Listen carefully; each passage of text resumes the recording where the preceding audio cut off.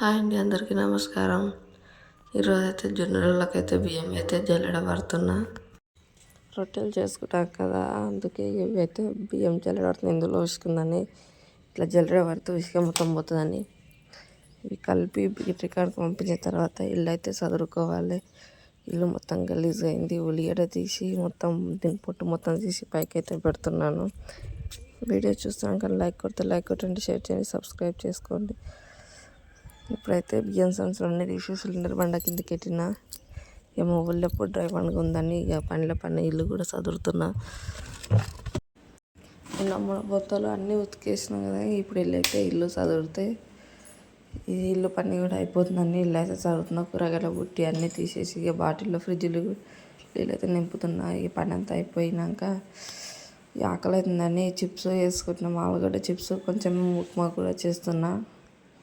ఇక పిల్లలు ఆలుగడ్డ చిప్స్ అడిగారని వాళ్ళ కొరకు అది, మాకైతే ఈ ఉప్మా అయితే చేస్తున్నా. వీడియో చూసి లైక్